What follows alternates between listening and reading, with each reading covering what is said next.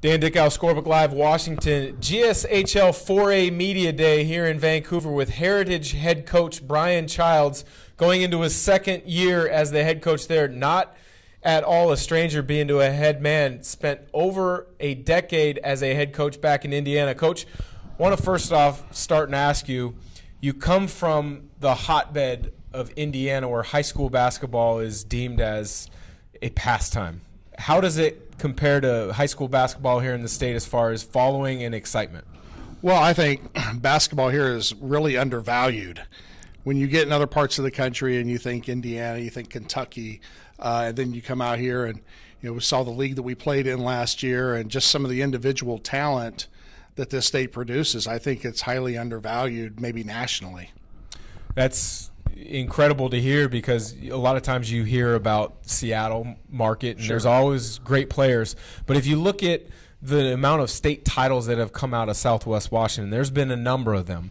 The 4A level here at the GSHL is very good. Union, Skyview, Battleground are going to be very good this year. When you look at this upcoming season for you and your Heritage Ball Club, to compete to get to that upper echelon, what do you guys need to do to be successful? Well, we're going to have to kind of make up for a lack of size and try to do some different things. We're really in the process of kind of rebuilding the Heritage program, just trying to rebuild the culture at Heritage, and it's kind of it's not just boys basketball. I mean, we're seeing it with some of our other sports. I mean, I guess when you probably think of sports in this area, Heritage is not the first that comes to mind, and so it's going to be a kind of a slow process, but.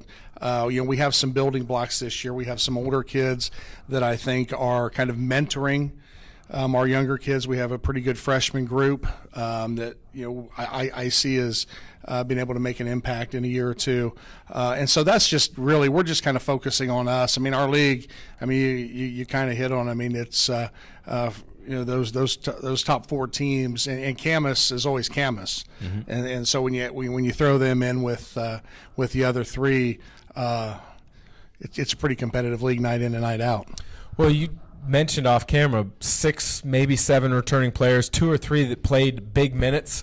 Touch on the 2 returning players that played big minutes, in particular Connor Childs, who's been described as one of the better shooters in the league. Yeah, I mean, Connor is a self-made player.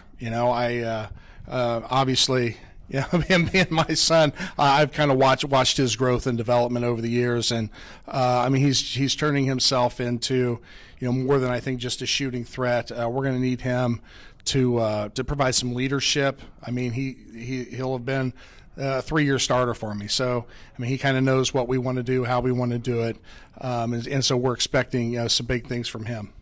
Not having the size that maybe some of these other programs have. Playing a more of a 5-out style offense, what are some of the key factors that you guys are going to have to really focus in on to be successful running that this year? Well, we're going to have good spacing, and we're going to have to shoot the ball well. I think we've got a little bit better shooting this year, and I think we're going to have pretty solid point guard play. I mean, Capone Johnson, he's a kid that came out here from Indiana. This will be his 3rd year of playing for me, and so he's really good off the dribble, can create for himself, creates for others, and we're just going to have to have guys that can knock down open shots. We're not going to be able to play through a post or anything, so for us getting the ball inside, it's going to be really off the dribble and then try to create and kick out to some of our open shooters. Sometimes having a lack of size on the offensive end makes you space the floor and rely on your skill. And defensively, though, many times that can be an advantage because you can get up, you can pressure. What are you looking at on the defensive end as far as preparation for this upcoming year? Well, I mean, the key when we're facing the kind of athletes that we're going to face is we're going to have to keep the ball in front of us. And we're going to have to be able to block out and rebound. So I'm guessing we're going to mix up our defenses. We may play a little bit more zone than I'm accustomed to playing. We may extend our defense a little bit and try to create some opportunities in transition. There you have it, Coach Brian Childs turning things around at Heritage.